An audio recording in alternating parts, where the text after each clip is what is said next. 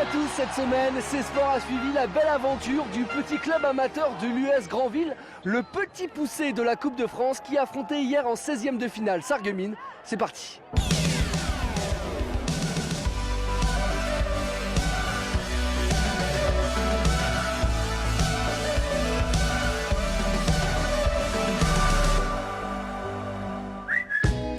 Au programme également ce soir du foot, retour sur la victoire du Stade Malherbe hier soir à Montpellier. On reviendra aussi sur toute l'actu sportive de la semaine dans la région. Enfin, gros plan sur le Perche Elite Tour qui réunissait hier à Rouen les meilleurs perchistes du monde.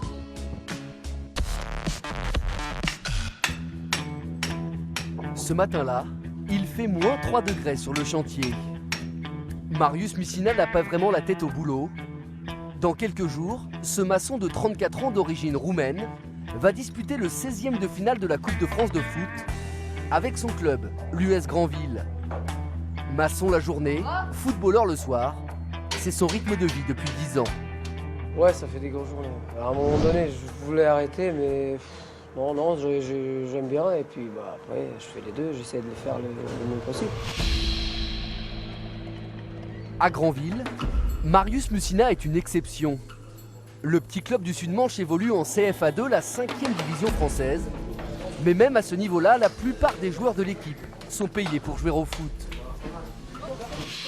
Et cette saison, le club vient de réaliser un exploit historique en Coupe de France. Après avoir éliminé Laval, une équipe de Ligue 2, Granville est qualifié pour les 16e de finale. Dans quelques jours, les Granvillais recevront Sarreguemines, l'autre petit poussé de la compétition. Je pense qu'on a plus la pression que contre Laval.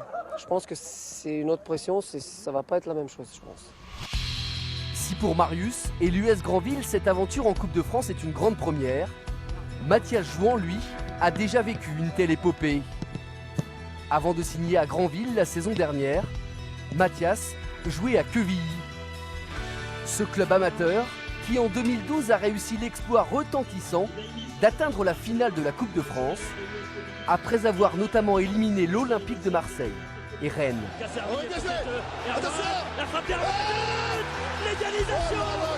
C'est la première fois que Mathias revoit ces images, avec beaucoup d'émotion. Excusez-moi, moi je me lâche. Quel but! C'est de trop beaux souvenirs. Ça a été le top de ce que j'ai fait, je pense. Je vois des potes du foot. Je les vois heureux, je me vois heureux. Et voilà, c'est le top. Je pensais pas que ça me faire ça en voyant. Ça me touche. Depuis, Mathias a retrouvé l'anonymat du foot amateur. Mais comme Marius, il rêve de vivre une belle épopée en Coupe de France avec l'US Granville. Mais avant de suivre ce match de Coupe de France, on va revenir sur la... Retour à Granville. Le petit stade Louis Dior n'avait jamais connu un tel événement. Plus de 3000 spectateurs se sont arrachés les billets pour assister à ce 16e de finale de Coupe de France entre l'US Granville et Sarreguemines, les deux petits poussés de la compétition.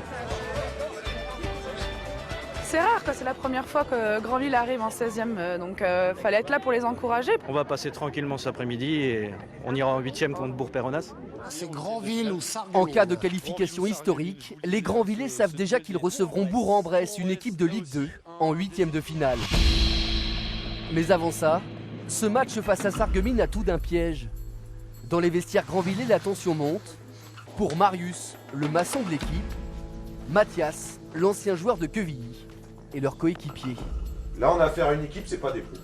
C'est des amateurs comme nous, du même niveau que nous. Donc ça, il va falloir provoquer notre destin.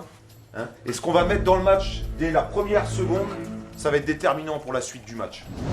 La plupart des joueurs granvillais, habitués à l'anonymat de la 5e division, vont disputer le match le plus important de leur carrière. Je suis titulaire, bon, je suis content. Après c'est pas ça le plus important. Le plus important, c'est de passer. On croise les doigts alors? Ouais, on croise les doigts. Mais à Granville, tout le monde sait qu'une élimination face à Sarreguemines serait une immense déception. Et sur le terrain, les Granvillais entament parfaitement cette rencontre. Les Normands se créent d'entrée de nombreuses occasions. Ce début de match est à sens unique. À la 23e minute, Thomas Vauvy ouvre le score et va libérer les 3200 spectateurs du petit stade Louis Dior.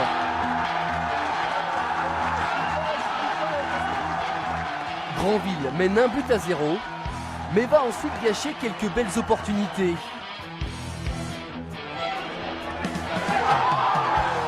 À la pause, les Normands n'ont qu'un but d'avance.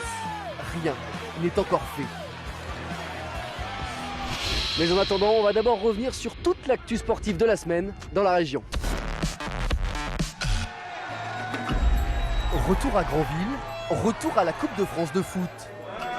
Dans ce 16e de finale face à Sarreguemines, les Granvillais mènent 1-0 à la pause. Mais au retour des vestiaires, la tension va monter d'un cran. Sur cette erreur défensive, Sarreguemines égalise. Un but partout. Coup de froid sur le petit stade Louis Dior. Il y a un petit peu de tension, ça se perçoit. Ah, ça.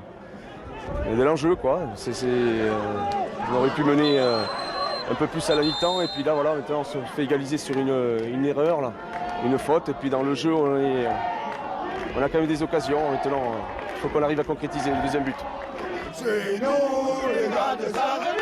Le chanteur Tonton David et les supporters de Sarreguemines donnent de la voix, mais ça ne va pas durer. Car Granville reprend les commandes de ce match, qui devient de plus en plus crispant. À 6 minutes de la fin, c'est à nouveau Thomas Vauvy qui va libérer le club normand dans une ambiance complètement dingue.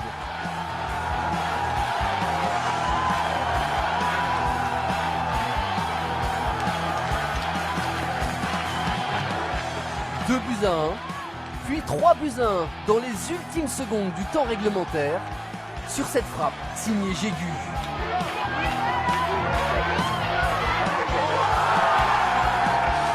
Explosion de joie pour un moment historique.